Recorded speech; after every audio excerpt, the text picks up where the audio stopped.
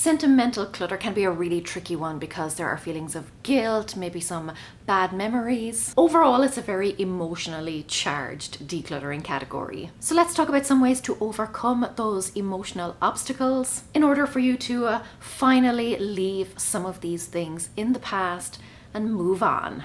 Let's go.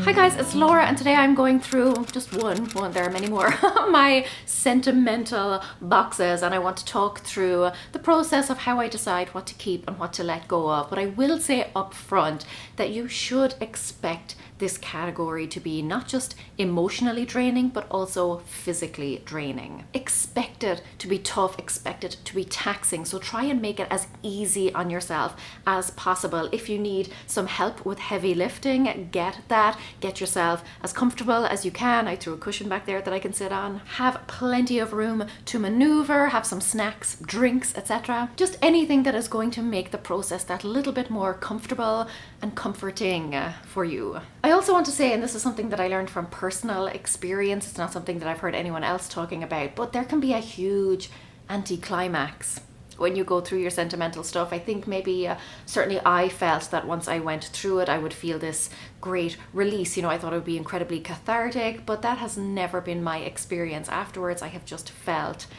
down and drained. So what I would say is to plan something nice, something lovely for yourself for afterwards. Don't worry at all if you get to the end of this category and you don't feel elated, particularly if you're doing the KonMari Method. Like, sentimental is the final category in that, and you might think that once you do it, like, that's it, your job is done, you've reached the finish line and it's all going to be, celebrations and high fives, and that has never been my experience of it. Maybe it will be for you, and that's wonderful, but just be aware that it may not be, and that's perfectly okay. Like I said, it's a very draining category, so you may just feel empty at the end of it. That's enough chatter for now. I'm going to dive in and talk you through the process and what to expect in terms of feelings and how you can best overcome some of those feelings.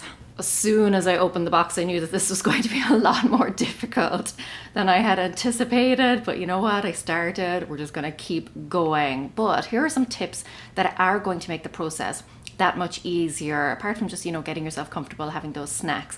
The first, and this is something that I never would have expected, but that is to have a non-sentimental person with you, or at least come in at the end and just kind of go back through some things, because I never thought that my husband would be the type to be helpful when it came to decluttering, but because he's not a very sentimental person, he actually helped me let go of a lot of stuff that I was clinging on to when we moved from Ireland to the US. That additional perspective just helped me look at things with a more objective view. So if you have someone like that in your life, ask them if they can help out.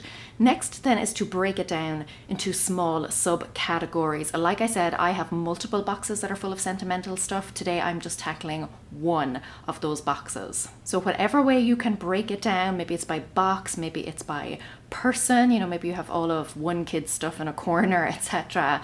Just break it down as much as you can. Also, obviously, take regular breaks. Empty everything out if you can. I just find this makes the process so much easier. If you just empty the box out, it's much easier to go through everything then when it's spread out, and then put the stuff that you want to keep back in the box. Rummaging through a box just makes the process so much more difficult than it needs to be. After that then, it's just a case of taking regular breaks if you need them. But I would say to consider my wave technique. That's what I'm going to be using here. Essentially what you do is you go through the stuff in kind of a first wave, and you separate out the things that you know that you're definitely going to be able to get rid of. Maybe it's blurry photographs, maybe it's something that is broken or just got, destroyed, moth-eaten, moldy or something in storage. After that, then you just tackle harder and harder things, moving in waves, slowly eroding away at your sentimental clutter. This wave technique is particularly helpful for sentimental stuff because it kind of eases you into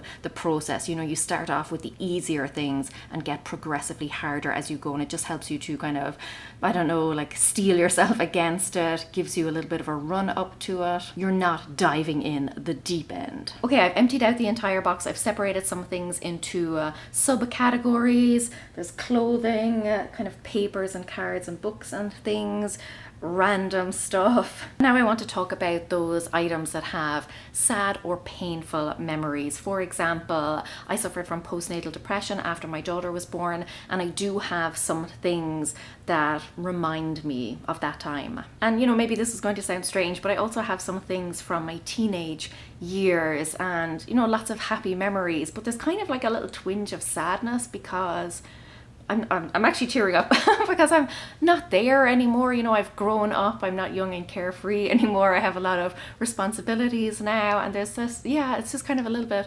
bittersweet to think back on how young and carefree I used to be. So let's talk about how you move through that. I would generally say anything that has an overwhelmingly negative association, those are things that you should give serious consideration to letting go, because sentimental stuff should be a nice stroll down memory lane. It should remind you of the good times. I don't feel there's any point in kind of rehashing bad memories if you have learned a lesson from them or if you've moved on from them. Don't keep things around that will just drag you back to that bad place. Now, I know that's a lot easier said than done, so I want to kind of elaborate on that a little bit, because obviously there are some things that belong to my daughter or just remind me of that time that, yes, they are kind of tinged with sadness, but overall I love my daughter. And you know, not everything is black and white. Not everything is going to be purely a sad memory and purely a happy memory. There's obviously going to be a lot of gray in there. In those cases, ask yourself this question: which would be more painful to you? To keep it and perhaps be reminded on a regular basis of that thing, or to let it go? If it would be too painful to say goodbye, consider keeping it. Sometimes you're just not ready to let go of it. Sometimes you haven't quite processed those feelings. You're just not at a place mentally, emotionally, where you can officially move on from that thing. And that's okay, but like I said, make sure that you are balancing that with the pain that it's causing you by keeping it and by seeing it. A good way to mitigate that is to put it in a box, an envelope, or something that you can't really see. Like, you know what the contents are, but you are not reminded of the visual on a regular basis. Box it up, put it somewhere out of the way. That way you still have it there, but you're not getting those reminders on a regular basis. Keep in mind though that letting something go is generally a short-term pain. There is an initial sting, but then you get on with your life, whereas keeping something around, being reminded of it on a regular basis, that is long-term pain. Sometimes you just have to rip the band-aid off, but only you can make that decision. So again, just asking yourself, which would be more painful? To let this go now, just make my peace with it, or to keep being reminded of it? Okay, I'm going to dive in. I think I'm going to start with clothes because, like I said, I'm going to be doing the wave method that I talked about, and I've already seen some things in there that I think are going to be pretty easy for me to let go.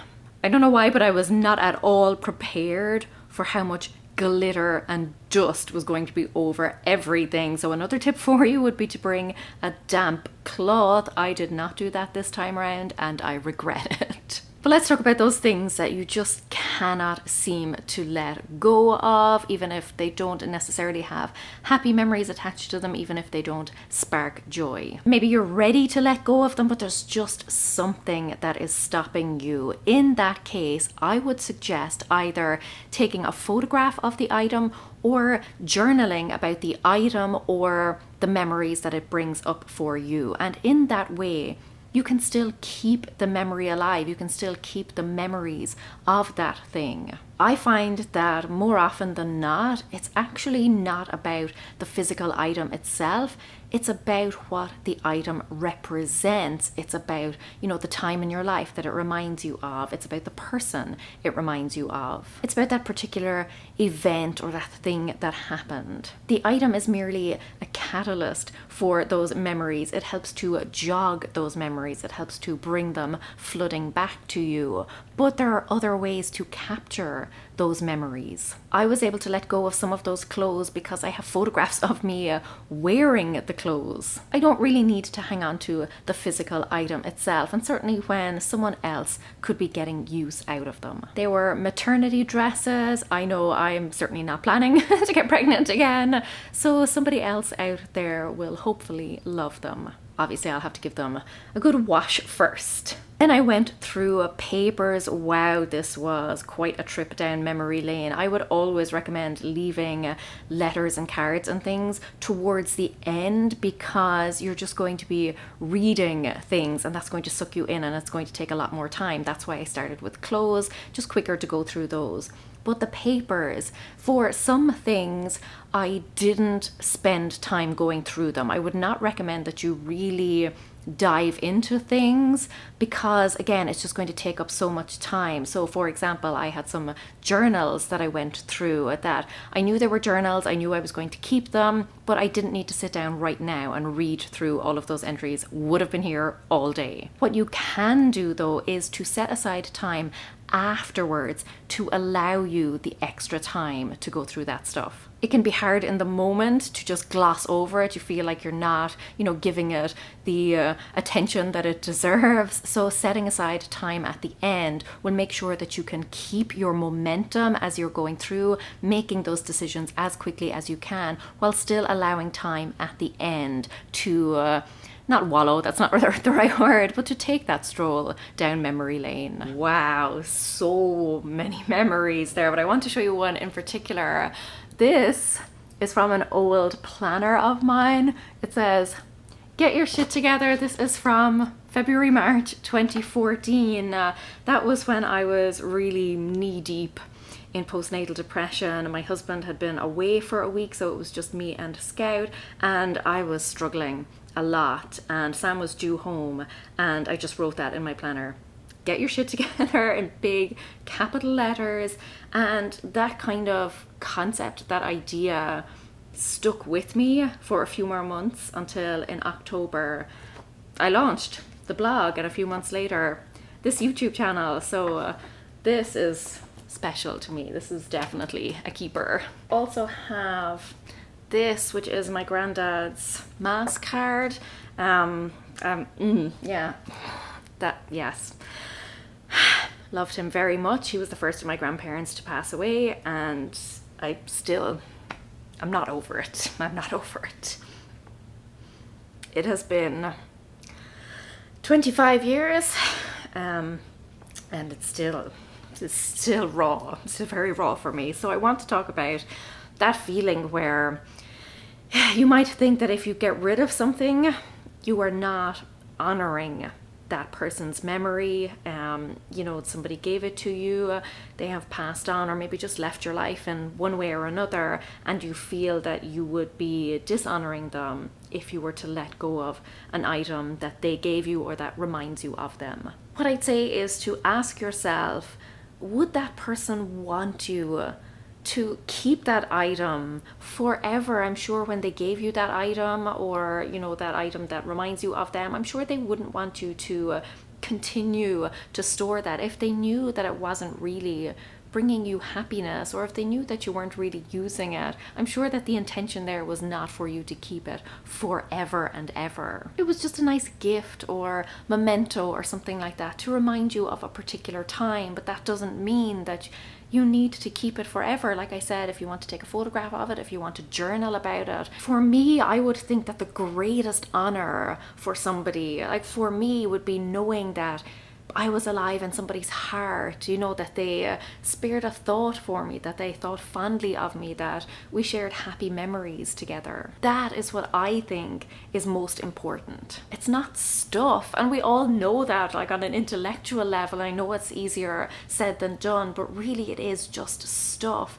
The memories are still alive and will still stay alive with you. So the way to honor them, the way to create that lasting legacy for them, is to think about them often, to share stories about them, to share memories, and to relive that time in your life, relive the happy memories that you have with that person. Share their story, share their legacy, and that is how you honor them. Having said that, never feel obliged to get rid of anything if you're just not ready. While I'm going through the last few bits, I wanted to talk about how you can actually let go of a lot more than you initially thought you could. This is probably the only category where I would recommend doing this, but that is to go back over everything. Once you have given it the once over, go back through it again and reevaluate everything. The reason I say that is because sometimes when things are put away in a box, when we just kind of label it as sentimental, we put it on a little bit of a pedestal. It becomes things that are very important to us, and we kind of just accept that then as fact, and we think, no, all of this stuff is super valuable to me, it really means a lot to me, and therefore it has to stay. But when you pull them out into the light, sometimes things can kind of lose their reverence or their air of mystery. They may not seem quite as important when they're all just laid out around you. So now that they seem a little bit more ordinary, now that you've had a chance to process a lot of them, go back through pretty quickly. It doesn't have to be a very long procedure, but go back and see if some of them have kind of lost their sparkle. Remember to ask yourself if you can preserve the memory in another way. Do you need the physical item, or could you snap a photograph of it or write a journal entry about it? Another thing that often helps me is to ask, if I lost this item, if it was destroyed in a storage, if the basement flooded, or insects got in there, or rodents or something, or if I just lost it, misplaced it, would I be genuinely devastated? There were things in the box that I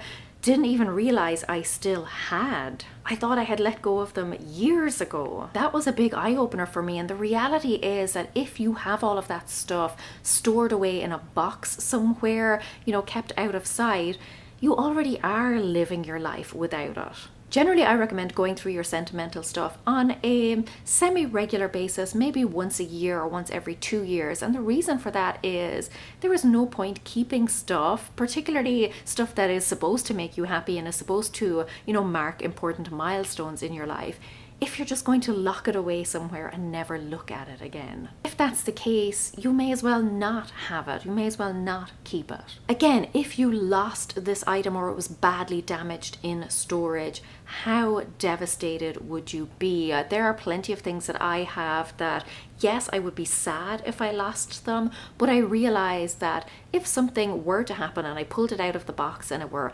moth-eaten or whatever, just all damp and moldy, and I had to get rid of it, would I be genuinely gutted? Like, would it have a really negative impact on my life? Would I be really, really sad about that? Or would I just kind of think, oh, that's a pity, and then get on with my day? Obviously not saying that you have to get rid of everything, but it may just help you make a decision if there is something that you are humming and hawing about. I want you to remember that none of this stuff is you. If you take away this stuff, you are still you. You still have memories, you still have thoughts and feelings. It doesn't really detract from who you are. Yes, some of this stuff will tell the story of who you are, but getting rid of it or never looking at it again does not kind of eradicate that story. You are still you. You still have the same history, you still have the same memories, you are still the same person you always were. All of this is not your essence. I do also want to say though that it's okay if you don't part with a lot of stuff or even any stuff. That's totally fine. There is no minimum amount that you have to let go of. I used to sometimes feel that pressure, when I was decluttering, that I had to get rid of something because that was the process, that was just part of it. Otherwise, why was I bothering? But after a while, I realized that no, the whole point of decluttering is to make sure that you are keeping and surrounding yourself with things that you actually love, that you are removing things that no longer serve you. And if you go through stuff and everything there is something that you love, then the job is done. You have reaffirmed that everything there is valuable and adds some meaning to your life. So if you don't get rid of a lot of stuff, if you don't get rid of anything, it is definitely not a failure. What you have done is just confirmed that the stuff you have kept up until this point is stuff that you still want to keep. But I will say, if you love it, store it properly. That's what I'm going to be talking about now as I put some of this stuff back in, and then afterwards I will show you what I got rid of, plus what is left and how I'm kind of organizing it. I always find it a little bit strange that the things that we say are the most important to us, you know, all of this sentimental stuff that we kind of feel, wrongly, but we feel kind of makes up who we are, we, you know, stick it in a box and shove it in the darkest, most remote part of our homes. Really, when you think about it, it doesn't make much sense, but I get that it's stuff that is not kind of in our regular rotation. You know, it's not kitchen utensils and clothes and things that we use on a daily basis. So obviously it doesn't make sense to have it all, you know, sitting on your kitchen counters or something, but still make sure that you are treating it with respect, that you are storing it properly, that you're getting waterproof totes or whatever is necessary to properly store and maintain that thing. Create a space that those items deserve. Make sure that you are keeping them clean and tidy and that you are maintaining them, because obviously they are important to you if you are keeping them. So it's important that that is reflected in the way that you take care of them. For some things, maybe you could display them in your home. You know, they don't all have to be locked away in a box somewhere. Choose some items that are very special to you that maybe you could display somewhere, if it's artwork or maybe a particular card or letter that you could put somewhere, maybe even frame it, or just, you know, knickknacks or things like that that you could maybe put back into regular rotation or just display on a shelf somewhere. If that stuff makes you happy, you should allow it to make you happy on a more regular basis than the once a year or once every 5 years that you go through your sentimental items. For the stuff you are storing, just make sure that you're keeping them away from mold or damp or whatever. Like I said, store them in maybe a plastic container. Make sure that it's airtight, for example, so that, you know, damp and mildew and bugs and other things can't get in. You could even use acid-proof paper in there just to add that extra layer of protection. But if this is stuff you love, treat it that way. Let me very quickly take you through everything. So this is the stuff that is not going back in the box, but for two different reasons. The stuff here on the right is stuff that I'm going to find a home for elsewhere. There's some pictures and things, some clothes that I actually think I might continue to wear. I know they're clothes that will still fit me, or there are one or two items in there that need a bit of a wash before then I might put them back in the box. But this stuff here, yeah, this just needs to go somewhere else. This is the stuff that I'm actually getting rid of. I just don't want or need it anymore. And then this is the box and what's left. Realistically, these tubs are huge, and when you put a lot of stuff in them, they weigh a ton. So what I actually want to do is get two smaller totes and separate them out, because I realized going through this process that subconsciously I have been separating my life into kind of like pre-baby and post-baby. So let me show you how I have it organized. This is just a hat. Let me show you how I have it organized in here. This thing is kind of the divider. Everything on the right here is kind of pre-baby stuff. It's all stuff from my childhood or my teens or even just like my early days with Sam. And then everything on this side is kind of post-baby. It's all like my adult life, I guess. So that is how I have it kind of divided out right now. But like I said, this is pretty heavy, so I want to divide this properly out into two different boxes. Okay, I've kind of alluded to this already, but I do think it's important to go through your sentimental stuff on a fairly regular basis. I have now gone through it multiple times, and each time I can let go of more and more. For example, those pregnancy clothes, pregnancy dresses that I had, because I had suffered from postnatal depression, it just was very hard for me. I hadn't processed it, so it was very hard for me up until this point to get rid of that stuff. I just hadn't moved through that process. And you know, I still struggle with some of it, but I'm at the point now where I can let go of that stuff. It doesn't hold the same emotional draw for me. It's just not the same. I have moved past that now, for which I am very grateful. As I indicated, I do have a few more sentimental boxes that I will go through in time, but for now, this was enough for me. The idea, hopefully, is that I will be able to get rid of enough out of this box and the other boxes to free up some space. Because if you remember, a few months ago, I went through other sentimental stuff and I put it all in these cupboards. So, I want to clear out enough boxes so that I can get stuff out of those cupboards and into proper totes. But this was a lovely little stroll down memory lane, and I'm very proud of myself for the progress that I've made over the years. If you are struggling with sentimental stuff, I really hope this video was helpful for you. I do have lots more decluttering videos that have tons of tips and advice. I also have a decluttering course that goes through everything step by step. So if you want to learn more, if you're ready to take the next step in your decluttering journey, I will link to those resources in the description box for you. But I have to say, I was dreading this, as I always do with a decluttering project, but this turned out to be quite fun. I have a lot of happy memories, and that makes me even more happy. So until next time then, go raibh míle maith go raibh. Agus feici mé sibh se go luath. Slán! Oh, glitter everywhere.